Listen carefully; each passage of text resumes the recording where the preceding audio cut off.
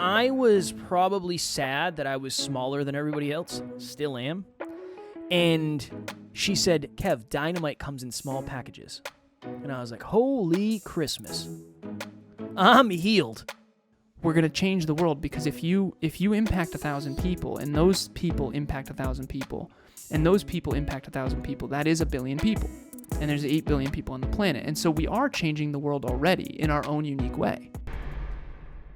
Next Level Nation, welcome back to another episode of Next Level University, where we help you level up your life, your love, your health, and your wealth. We hope you enjoyed yesterday's episode number 1731. Where is your happiness set point? Today, for episode number 1732, I'm going to change that on the fly. You never know who you're impacting. So 2 quick stories on this. Last week, I told you this, and you made a prediction, and your prediction was true and correct. Mine was not. Somebody I used to work with DM'd me. They actually FaceTimed me. I have not talked to this person since 2018. 6 years. I've talked to this person for 6 years. They FaceTimed me randomly on a Saturday. And I didn't answer it because I'm not going to answer it. And I also didn't see it. My phone's always on silent. I'm always on Do Not Disturb, so I didn't see it. And then I saw a FaceTime from this person, and I was like, interesting. This person likes to partake heavily in alcohol on the weekend. Mm-hmm. I assumed, they probably got hammered and were reminiscing on the past and wanted to chat for some reason, so they FaceTimed me. And I was like, whatever. I'm probably either a butt dial or a drunk regret that isn't going to add up to anything. Then I got a DM a few minutes later that said, hey, call me, love you, heart you. And I told Taryn, because she was like, I'm very invested in what this person is going to say to you. And I said, honestly, my guess is this person got drunk, they're feeling it, and they're like, I wonder what Kev's up to. I'm going to give Kev a call. I replied to them. As we all are at some point in the day. Yeah, of course. I mean, what's Kev up to, right? It could be anything. I'm guaranteed it's less cool than you think it is, most likely. But I messaged them back and said, hey, long time no talk. How you doing, my friend? And nothing. Radio silence. At the wedding, this was awesome. It was a really humbling moment. It was a very a great moment of connection with one of my cousin-in-laws. We were at the wedding. It was hot in the venue, so I went outside to hang with some people. And one of Taryn's cousins was like, hey, I saw your post on Facebook about like the 1 million listens and the $1 million. I didn't realize you guys were like successful, like that successful at what you did.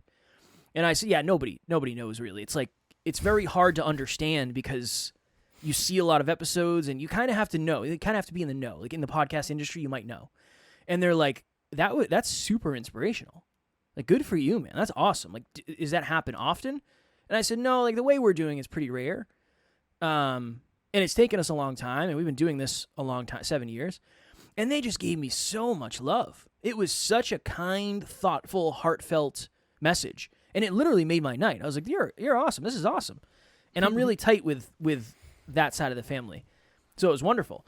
That's why I wanted to do this episode, because getting some respect on it. There was some respect on it. Put some respect on my name. It's new for Kev. I love it. It was wonderful. It was very heartfelt. It was very from the heart. It was very genuine. I don't know, very genuine, almost apologetic of like, I'm sorry if you've ever thought I doubted you before, which I never did.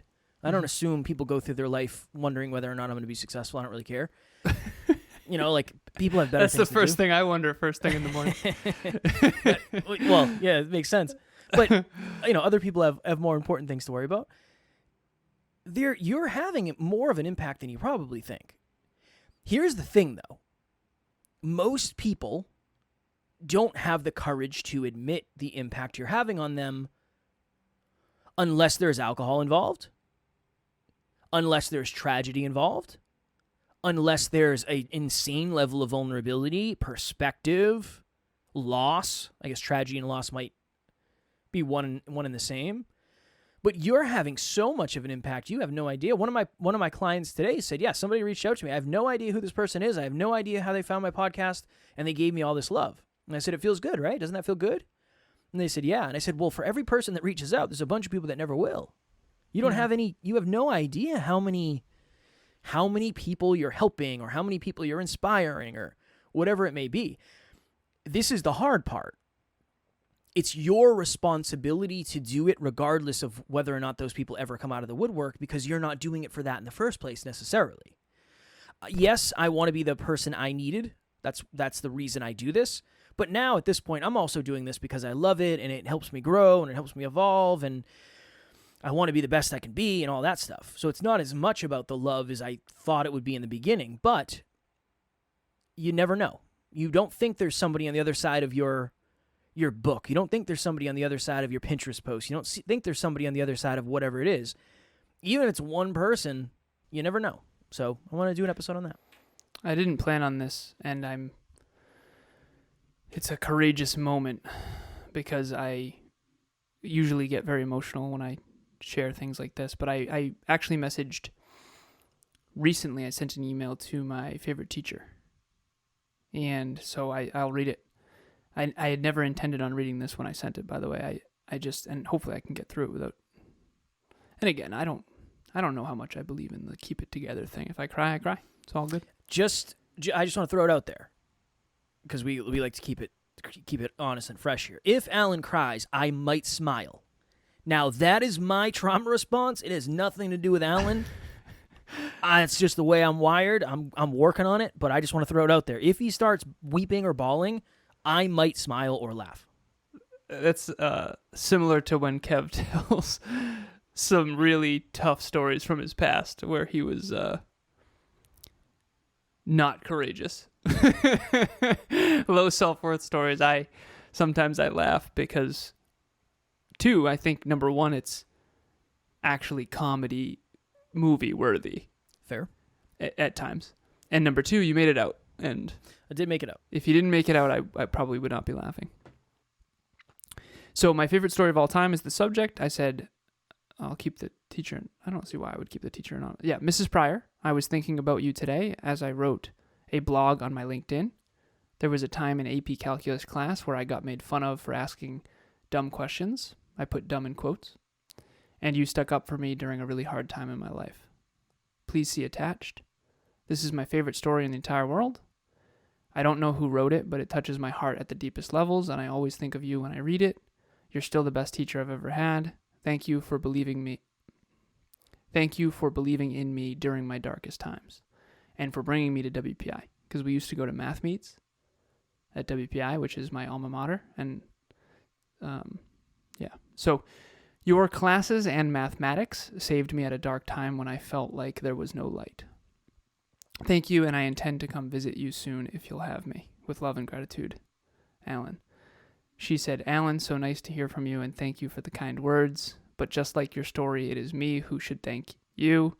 I enjoyed being a small part of your life, Mrs. Pryor. You're so sweet.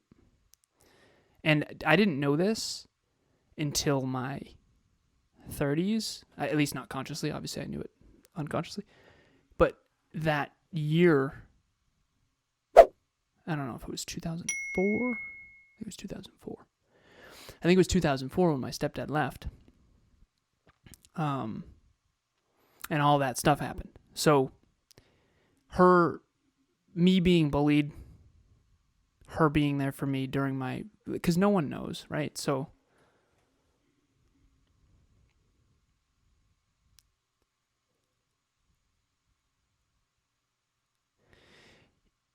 you get bullied when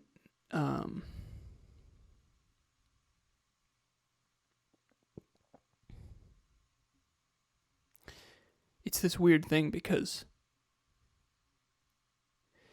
when you're going through a tough time at home, you put on a front because you think that you'll get bullied more if you don't. And then that causes more bullying. And particularly for men, where it's not like safe to be emotional. And so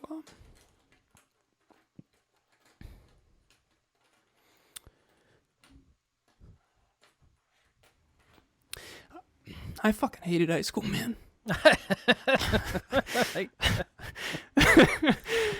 I seriously did not like high school at all, man. Honestly. Understandable. Understandable.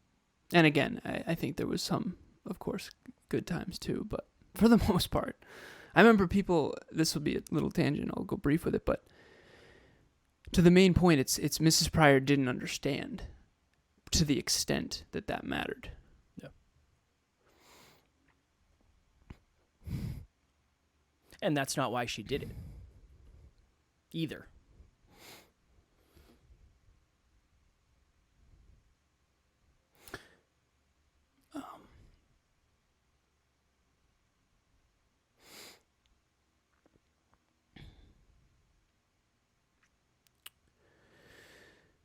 What was I going to say before that? You had a tangent, you said. What did I say before the tangent? High school, I fucking hated high school, I believe. I believe that was the quote. I think just in general, my teenage years were really, really hard. So my stepdad left when I was 14. And then just the whole thing that I don't even really want to talk about anymore. To be honest, I'm just annoyed with it. I'm just sick of it. But, yeah, you don't know the impact you're having on people. And you don't know what people are going through. And, I mean, I very easily could have never sent that email because that's a vulnerable email. Mm-hmm. And what if she doesn't respond? What if she thinks it's stupid? What if she doesn't remember me? Whatever, right? But that's all fear. And so at the end of the day, I don't know. I forget what my tangent was, but the fear, I think that courage is just, it takes courage to admit where you are imperfect. I think it takes courage to admit who helped you. I think it takes courage to admit that you couldn't have gotten here on your own. I think it takes courage to admit that a lot of it actually was you. I think it takes courage to admit whatever the truth is. Dude, I think whatever is accurate is the hardest to admit to people and to share. And to, I would agree. Yeah. I mean, if I had a nickel for every time I helped someone create a bigger, better, brighter future and then got lashed out for it, it's wild. It is. It's really unfortunate. But I had a breakthrough today about that. What do we got? I was talking to a client who, very self-aware and very honest and very ownership and very vulnerable, very real. And he was talking about how he's like, I don't really enjoy podcasting right now. I don't want to do it. I'm not motivated to do it. I'm not inspired to do it. And he said, I think one of the things that happens is I'm not motivated to do it, so I don't do it. And then I feel guilty that I didn't do it. And then I feel bad about it. Then I said, well, what I think often happens is you either villainize the thing or you villainize yourself. And it would be very easy for you to say, like, well, the podcast isn't growing and I'm not doing this and this isn't happening and this isn't happening. When the reality is you're not even doing it. You're not doing it. And that's why nothing is happening. You can either you can either own it or pass the ownership on to something else. yeah, And when you pass it on, that's powerful. it was a very interesting breakthrough for me. I think I've understood that conceptually, theoretically, but now it makes a ton of sense. So all it is, and we've been saying this for a long time, is if you, let's say you have a job that you really like, love it, awesome, benefits are great, leadership is great, hours are great, everything's great, meets all the needs. Then you lose the job. One of two things. You could say, you know what, I really messed that up. I should have taken that more seriously. I should have appreciated that more. Yeah, I was late all the time. I wasn't hitting quote, whatever it is. Okay, that's ownership one. Or two is like, yeah, they never saw my value. You know, that place kind of sucked anyway. Like, I'll go somewhere else and I'll make more money. Yeah, the schedule wasn't even that great. Like, they always, you know, sometimes I'd have to stay like 15 minutes later than I wanted to. That one of those is more accurate than the other. I think it's just up to you to figure out what it is. But I think that's how a lot of us, I think that's what happens with you is, again, okay, imagine you and I don't work together anymore. Okay? Mm-hmm. one of two things has to happen. One, I say, whew, boy, did I mess that one up. Or, F that guy. F him. F him. He was late and, I don't really think he even understood me anyway. You know? You know what I mean? He just didn't put in the effort. Good luck finding someone like me. Like, he's going to probably fail anyway. That whole thing was probably going to fail. But it's really hard to do the first one and say, yeah, no, that's on me. That's on me. I messed that up. We lost the game because I struck out. Not because the lights got in my eyes. No, I didn't swing the bat. That's why we lost the game. Or, well, baby, you should have been the one to check to make sure No, it's my suit. I should check to make sure I have my suit. That's not your job. That's my bad. I didn't forget my suit, but just as an example. Yeah. It's when you pass the buck to someone else.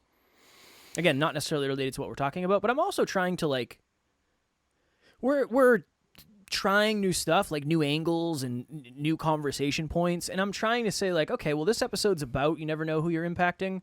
That doesn't mean we have to talk about you never know who you're impacting for the entire episode. What if we have a tangent that's valuable? I'm trying to figure it out. Man, we're going to have a conversation. We always go back to the through line eventually. I like conversations, yeah. Same. Hello, NLU listener. Thank you, as always, for listening to Next Level University. Real quick, I just want to jump in and let you know about the Next Level Dreamliner. This is a journal that I use every single day. Achieve your dreams 90 days at a time. It breaks down your dreams into goals, milestones, and daily habits. We hope you enjoy it. The link will be in the show notes. The thing that came up there is just responsibility and how much responsibility you're willing to take. Can I add quick? Of course. Real quick. I think it is pressing for what we're talking about, aligned to what we're talking about, because you never know how... Can I help you? No, I'm just happy. It does feel like way more of a conversation because I'm looking at you and I'm looking at the side of your face, which I'd never do if we were having a conversation. I'm looking right at you. So that's a little weird, but it makes more sense for you if you're watching. You never know how big of an impact something small is having. The one time I tripped somebody at recess, I don't know what happened. I don't know what that meant to them. I don't know what that did to them. I don't know how much they internalized that. Just like all the people who made fun of me. It's light. Made fun of me for not having a dad. You don't know what that did to me. I don't know what that did to me. I know it probably wasn't great, but it could be that one small thing. I was thinking of this the other day, speaking of teachers. Remember Miss Silbor? We had a teacher named Miss Silbor. I didn't have Miss Silbor, but I know of her, yeah. I just never had her. I don't think. I was one of the few that didn't, to be honest. I don't even know what she taught. Probably English, because she read us Harry Potter. Oh, nice. Yeah, she was reading us Harry Potter, which is cool. It's a great class. Yep. I'm going to go to school today and be read books. I'm in. I accept. She said something to me that, you know how you have moments where it's oh my goodness, I remember that now, but I've never ever remembered that before. Mm-hmm. I was probably sad that I was smaller than everybody else. Still am. And she said, Kev, dynamite comes in small packages. And I was like, holy Christmas. I'm healed. Perfect. I'm healed now. But I thought of it the other day. How profound. I'm sure that changed my perspective at the time. I got to say something to you. That's okay. a good way to start a Okay. No, but dude, when I was a freshman, you and I were the same height. If not, I was shorter. Well, what happened? I hit puberty, kind of. I don't know if I did. Yeah, you always say that you didn't. But I remember, dude, being short as a man, seriously, I remember how insignificant I felt. It's not easy. It's not easy. Yeah, there's a big... It's unconscious. I get it, right? We're animals in the animal kingdom. I don't think it's unconscious. No, I think it's very conscious. Really? Yeah. You don't make fun of people for unconscious things. You make fun of people for conscious things. You get made fun of for being short? I think most people were afraid of me for some reason. So no, I never really got bullied for that.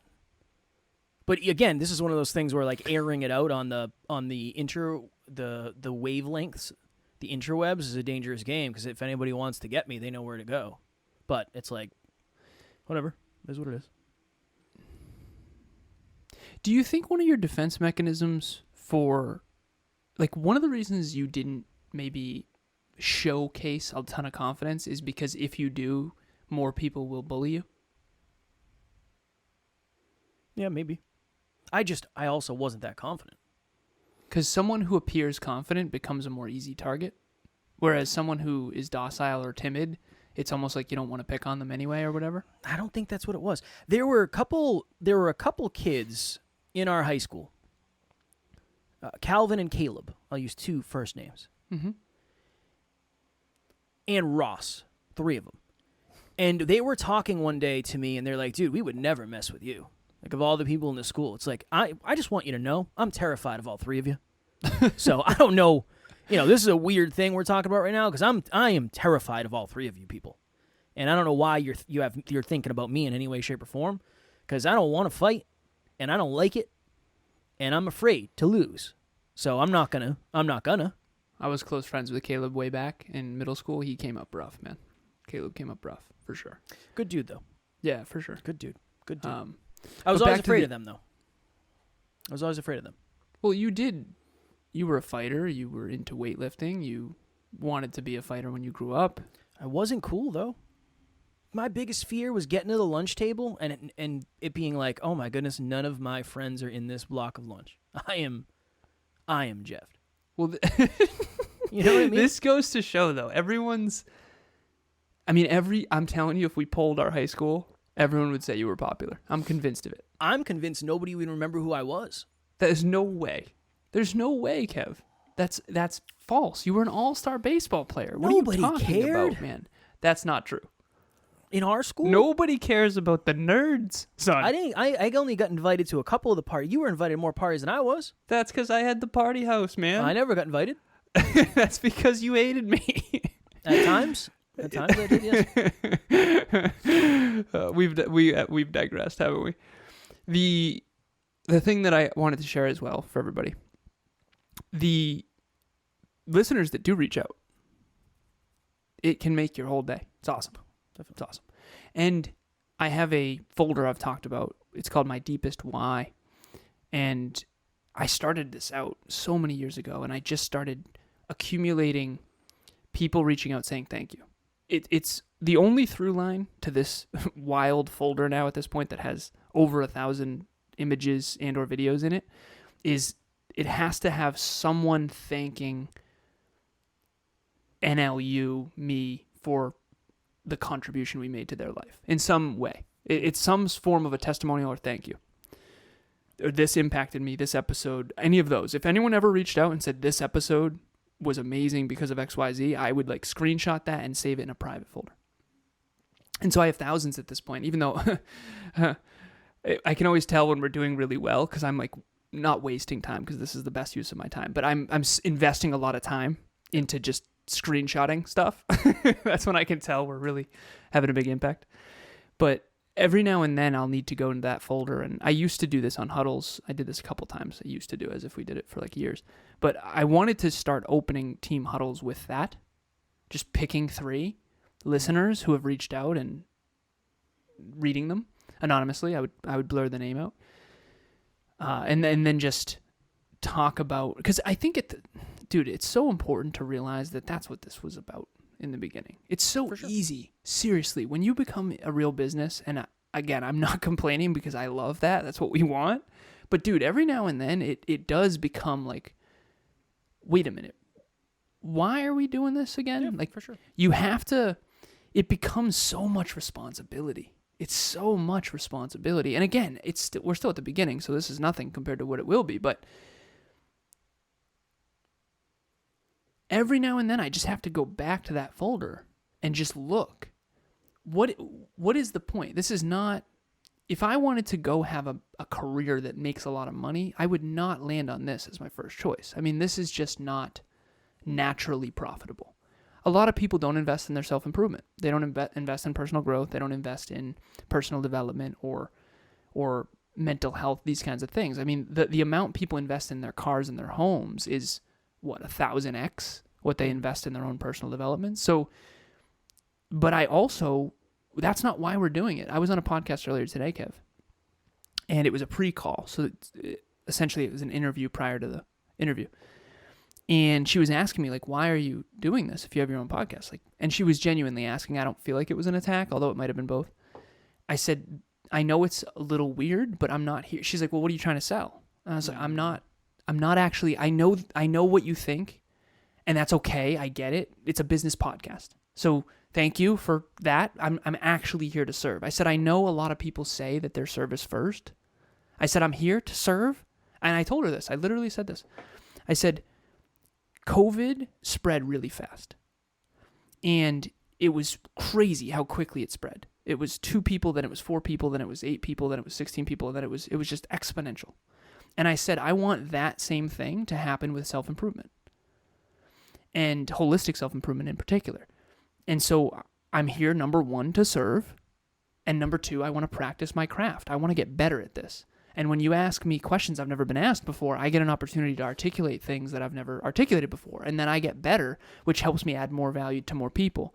And when we say we want to change the world, we're not necessarily just saying dent the universe, change the world, pie in the sky. We're going to be the most successful people in history. That's not what I'm saying. What we're saying is it's a duality. It's number 1, we're going to change the world because if you impact 1,000 people and those people impact 1,000 people and those people impact 1,000 people, that is 1 billion people. And there's 8 billion people on the planet. And so we are changing the world already in our own unique way. I mean, even just book club, I talk about this all the time. There's 13 of us here. And right now, we're reading books together and we're talking about them and we're leading leaders. And all of you have families. And all of you have, not all of you, but most of you have kids. And you have colleagues and friends and in-laws, and it ripples. It does. And I've had so many people say, what book are you reading? Well, I have a book club on Saturday, and someone joins, and it's just, it does, it spreads. And so I used to say, I want self-improvement to spread like COVID. Now I don't say that anymore, thanks to Kev, because I don't want to be insensitive. But I do want that concept to ripple outward. The self-improvement, the impact, the believing in people and believing in their potential and believing in their bigger, better, brighter future, as fortune cookie as it might sound, it's not. It's practical. It's real. It's real. That's why tears happen when I email my teacher. That was real. And I remember she told me too. I asked her one time because I was an ignorant kid, so don't villainize me for this. But I remember asking her, we had philosophical discussions all the time. That was my class, dude. It wasn't just math. I talked about unconditional love versus conditional love. I didn't think unconditional love existed. Go figure why, right? I was like, well, you can't wake up every day and have your husband do something mean to you and have it not affect your love for him. And we had these philosophical debates. And I remember one time I asked her, like, why are you a math teacher? They don't make enough money. And again, I'm just a kid, right? So to me, it was, Christine, you're amazing. As if I called her Christine. Mrs. Pryor, you're amazing. Why are you here? You can go do more. You can be more. Go be better. Go do more. And again, I was ignorant and a kid, and now I realize. She said, Alan, I believe in public service. Me and my husband believe in public service, and her husband was a police officer for the town. And so they believe in that. And I to this day, I'll never forget that, because service is at the core of who I am as well. And it always, even when I didn't know it, that was always the goal. And so, yeah, I'm here to serve. Yeah, I'm here to practice my craft. And yeah, if someone happens to come listen to our show and then coach with me, great. But that's not, I would be here regardless. I would be here regardless of that. And trust me, I know that sounds crazy to a business owner, but I was doing it long before we had anything to monetize. Yep. Fired up. It's an important realization.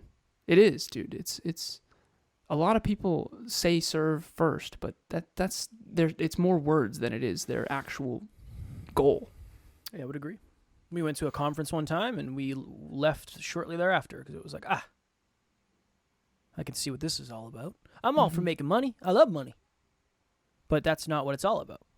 Exactly. And that's the not what number it's about one first. slide was the purpose of business is to make money. The No. only purpose of business. I think they even had the audacity to say that. The only purpose in business, or the number one purpose of business, is to make money. No, it's not. The purpose of business is to help people and then make money as a byproduct to continue helping more people. I dig it. Anything Life's else, brother? Life's a garden. Dig it. How'd you like, did I say the grass is greener where you water it? Did I say that in this one? No, definitely not. Oh. No, you said It's a that good one. earlier on a on a behind the scenes chat. Oh, you that's said. right. That's right. Yeah. That's a good one. A good saying? Yeah. One of my favorite is Peter Piper picked a pickled peppers, something like that. That's as far as I can get. Do you know anything more? Peter Piper picked a pickled pepper? That's what it is? No. Could a pickled pepper pick Peter? Don't know. Tune into tomorrow's episode to find out. All right. If you are looking for a group of like-minded individuals who are also in the service of others, whatever that means, I think that's what heart-driven is. I think when people are heart-driven, it means that they're focused on helping other people first, heart-driven first. We have a private Facebook group called Next Level Nation. We'll have the link in the show notes. What would you like to talk about? Also, please subscribe if you would. We don't ask, we're guilty of not asking for reviews and subscriptions and all that stuff. And on Podcast Growth U, I'm always telling people, make sure you ask for subscriptions because it's going to help you, and make sure you ask for reviews. I don't do it, so I can't say I lead by example. But yeah, if we've added any value to you, if you would subscribe, it would help. And again, at the end of the day, we're trying to help as many people as possible. So anything you can do to help us, we are appreciative of.